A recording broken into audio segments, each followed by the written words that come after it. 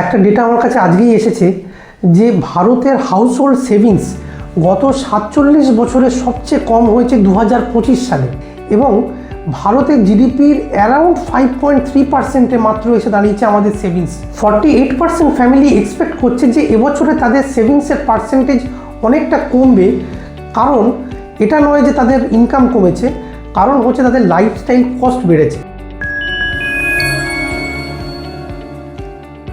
নমস্কার, আমি অর্ঘ্য ভট্টাচার্য, একজন ফিনান্সিয়াল প্ল্যানার। আমি গত 20 বছর ধরে এই প্রফেশনে আছি। আমার এই অভিজ্ঞতা আপনাদের সঙ্গে আমি কিছু শেয়ার করছি। তো আমার কাছে একটা ডেটা এসছে যে তাতে দেখা যাচ্ছে যে এই 2025 সালে গত 47 বছরে সবচেয়ে কম সেভিংস হয়েছে ভারতে। তো এইটার কারণ হচ্ছে যে আমরা যখন রোজগার করতে শুরু করি আমরা সবাই সেভিংস করতে শুরু করি, কিন্তু সেভিংস করতে শুরু করার সময় আমরা এটা একবারও ডিসাইড করি না যে আমরা যে টাকাটা জমাচ্ছি সেটা কেন জমাচ্ছি, এই টাকাটা দিয়ে আমি কবে কি করব। এই প্ল্যানিংটা না করে আমরা টাকাটা জমাতে শুরু করি। তার ফলে বেশিরভাগ ক্ষেত্রে আমি দেখেছি যে যখন একটা সত্যিকারের বড় রিকোয়ারমেন্ট সামনে আসে তার জন্য অনেকেই আমরা পুরোপুরি তৈরি থাকি না। এর জন্য আমাদের দরকার একটা প্রপার ফিনান্সিয়াল প্ল্যানিং, যে আমি যে টাকাটা জমাচ্ছি সেই টাকাটা দিয়ে আমি 3 মাস, 6 মাস, 1 বছর বাদে আমার কোনো টার্গেট অ্যাচিভ করব কি না, যে আমি কোথাও ঘুরতে যাব বা কিছু কিনবো, বা 3, 4, 5 বছরে আমি কিছু অ্যাচিভ করব কি না, যে আমি একটা গাড়ি কিনবো, তার জন্য আমি টাকা জমাচ্ছি। বা আমার কোনো লং টার্ম টার্গেটও থাকতে পারে যে আমি আমার ছেলে মেয়ের হায়ার স্টাডিজ, তাদের বিয়ে, তার জন্য টাকা জমাচ্ছি। আর খুব ইম্পর্টেন্ট, রিটায়ারমেন্টটা কিন্তু ফিনান্সিয়াল গোলে কখনোই ভুলে যাওয়া উচিত নয়। আমাদের পাড়ায় একজন কাকু থাকতো, তো এখন রিসেন্টলি মারা গেছেন। তো ওনার একটা ভালো কোম্পানিতে চাকরি করতেন। রিটায়ারমেন্টের সময় যে টাকাটা উনি পেয়েছিলেন তাতে ওনার মনে হয়েছিল যে উনি রাজা হয়ে গেছেন, এবং ওই টাকা ব্যাংকে রেখে যে টাকাটা মান্থলি ইন্টারেস্ট আসতো তাতে খুব ভালোভাবে ওনাদের খুব খরচা চলে যেত। কিন্তু সময়ের সঙ্গে সঙ্গে সংসারের খরচা বাড়ছে এবং ব্যাংকের ইন্টারেস্ট কমেছে। তাতে এমনও সময় গেছে যেটা সে আমাকে শেয়ার করেছে যে আমি এখন খুব টেনে বা খুব কষ্ট করে সংসার চালাচ্ছি। এই জিনিসটা কিন্তু ফিনান্সিয়াল প্ল্যানিংয়ের অভাব। বা এইটার জন্য আমাদের প্রত্যেকের প্রথমেই দরকার সেটা হচ্ছে যে আমাদের গোল ঠিক করে নেওয়া। সেই গোলটা আমাদের শর্ট টার্ম গোল হতে পারে, যে আগে আমি 3 মাস, 6 মাস বা 1 বছর, 2 বছরের মধ্যে আমার কিছু আমি প্ল্যান করতে পারি যে আমি কোথাও কিছু কিনবো বা কোথাও ঘুরতে যাব, তার জন্য টাকা জমাতে পারি। বা আমার তার থেকে একটু বেশি সময়, 3 বছর, 4 বছর, 5 বছরে আমার কোনো প্ল্যান টার্গেট থাকতে পারে যে আমি কোনো গাড়ি কিনবো, তার জন্য আমি টাকা জমাচ্ছি। বা আরও লং টার্মের আমার প্ল্যান থাকতে পারে যে আমার ছেলে মেয়েকে আমি হায়ার স্টাডিজের জন্য টাকা জমাচ্ছি, তাদের বিয়ের জন্য টাকা জমাচ্ছি। এবং খুব ইম্পর্টেন্ট, যেটা আমি কাকুর ক্ষেত্রে বললাম, যে আমাদের রিটায়ারমেন্টের জন্য টাকা জমানোটা খুব দরকার। এর জন্য প্রথমেই যেটা দরকার সেটা হচ্ছে যে আমরা টাকাটা কেন জমাচ্ছি, কত দিনের যেটা জমাবো, সেই টাকাটা দিয়ে কি করব। এই পারপাসটা যদি আমাদের কাছে ক্লিয়ার থাকে তাহলে আমাদের কাছে ক্লিয়ার হয়ে যাবে যে আমি কতটা জমাবো, সেই জমানোটা আমি কোথায় জমাবো, যাতে আমার ওই পারপাসটা ম্যাচ করে। যদি আমার শর্ট টার্মের কোনো টার্গেট থাকে তাহলে তার জন্য আমি রেকারিং করতে পারি, আমি ব্যাংকে এফডি করতে পারি।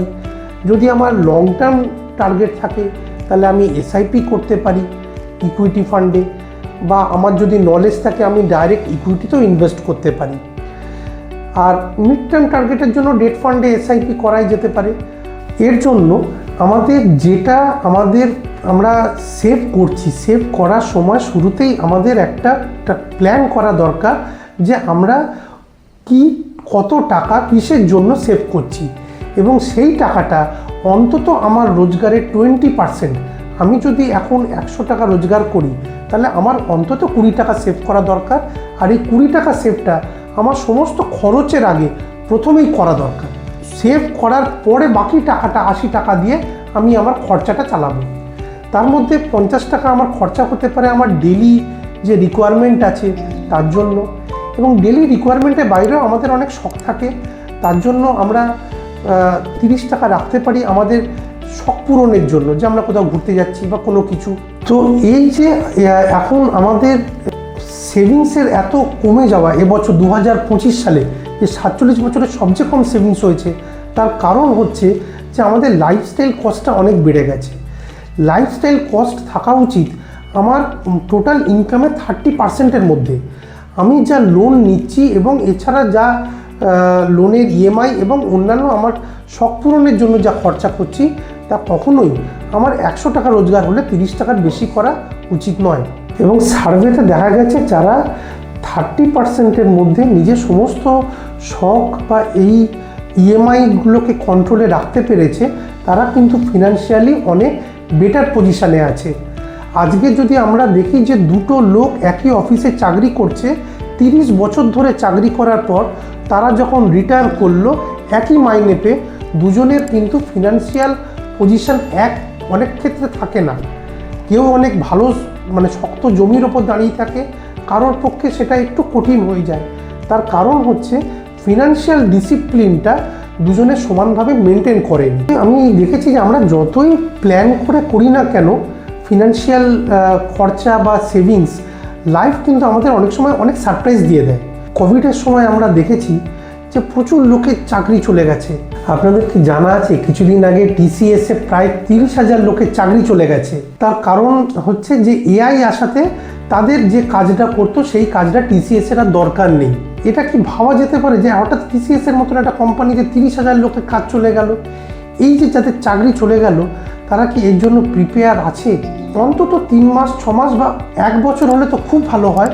1 বছরের আমার রোজগার যদি এমনভাবে রাখা থাকে, তাহলে যে কোনো সময় আমি সেটা অ্যাক্সেস করতে পারবো।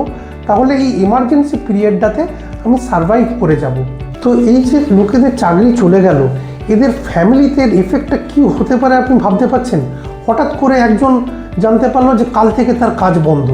এই জিনিসটা আমরা সবাই ফেস করেছিলাম কোভিডের সময়, যে হঠাৎ করে আমাদের ফ্যামিলি আছে হঠাৎ করে আমি জানলাম যে আমাদের কাজ বন্ধ।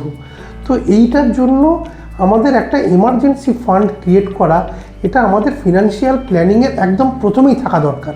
আমাদের এইটা প্ল্যান করা দরকার যে আজকে আমাদের বাজার দর যা আছে, আমার রিটায়ারমেন্টের সময় কিন্তু বাজার দর এইটা থাকবে না। ঠিক আছে, আমি যখন 95-এ বাসে চড়েছিলাম, আমার মনে আছে বাস ভাড়া ছিল 30 পয়সা। এখন বাসে উঠলে কিন্তু আমাকে 15 টাকা দিতে হচ্ছে।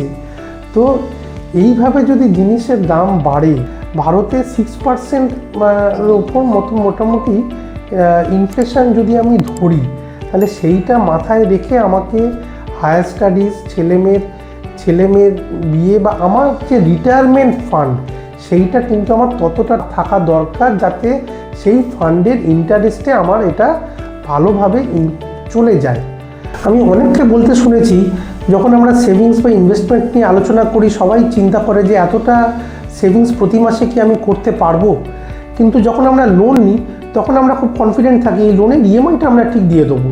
তো এই কনফিডেন্সটা যদি একটু আগে থেকে নিয়ে যদি সেভ করা শুরু হয়, তাহলে আর এই ইএমআইটার দরকার নাও হতে পারে। আর একটা জিনিস খুব দরকার, সেটা হচ্ছে যে হঠাৎ কোনো বড় শরীর খারাপ বা আমাদের ফ্যামিলির কারোর আনসার্টেন ডেথ একটা ফ্যামিলিকে রুইন করে দিতে পারে।